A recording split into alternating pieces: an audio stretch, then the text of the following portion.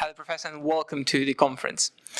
So we have seen wearable technology in medicine breaking through into the field, and now with the onset of AI. So could you tell us how quickly do you see AI breaking into the medical field, and how quickly the implementation will be? Hello, Ognian. It's a very good question. It's timely. Wearables have entered AI over the last 10-15 years with the wearable ECG called Holter. And slowly we are developing into other devices. And we live in the middle of this Internet of Things explosion. And we can actually measure very cheaply. We have all these sensors everywhere around us. They are now connected via Internet of Things protocols. And basically we have ability to measure many things. The only problem which remains is about how we do that. If you are measuring health devices, using as health devices, we know that decision making in health is based on those measurements, and if decision is correct, then we have huge benefits for health. But if we made wrong decision, it can be very costly. It can even harm somebody's health.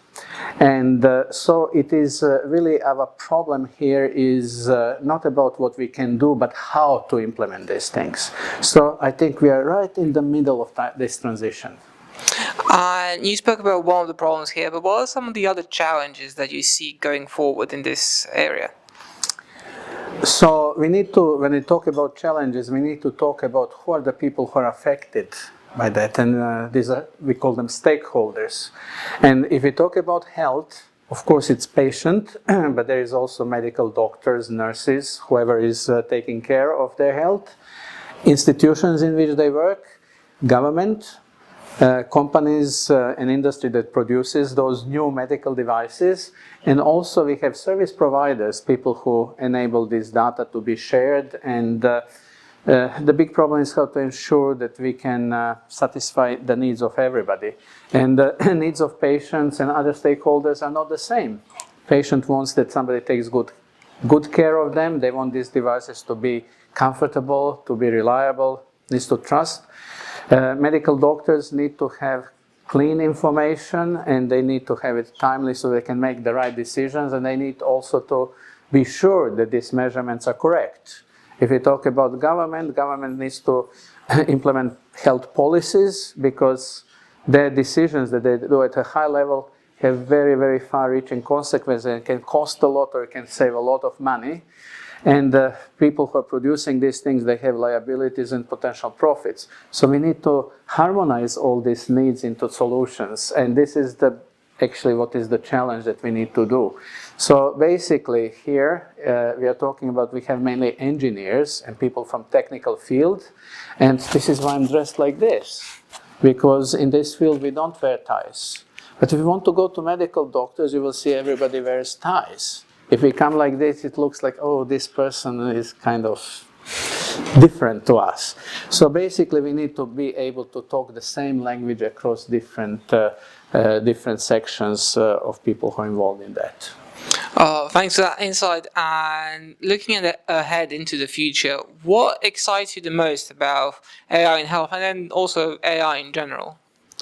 This is my personal thing, and what excites me more. I have an opportunity to extend people's healthy and productive life for, let's say, 10 years. Because with wearables, bringing them at home, we can actually detect disease early, and we can do intervention which is early. It's actually cheap, it's not as costly as when we go to hospital, and we can actually encourage people through these systems to live healthy life.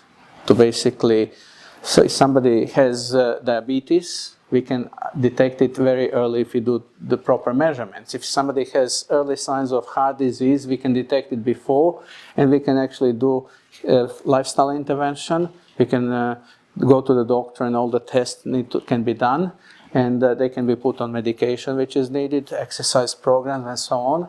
And it is if people come to hospital, it's already advanced disease and it's difficult to bring it back, to cure it. Maybe we can stabilize it, and also the damage is usually already done. So if we can bring through this technology implementation that everybody can live 10 years of healthy and useful, productive life, I think what else can we have in our lives? Oh, that's definitely true. Thank you once again for the insights. Thank you for your talk, and I do hope you enjoy the rest of the conference.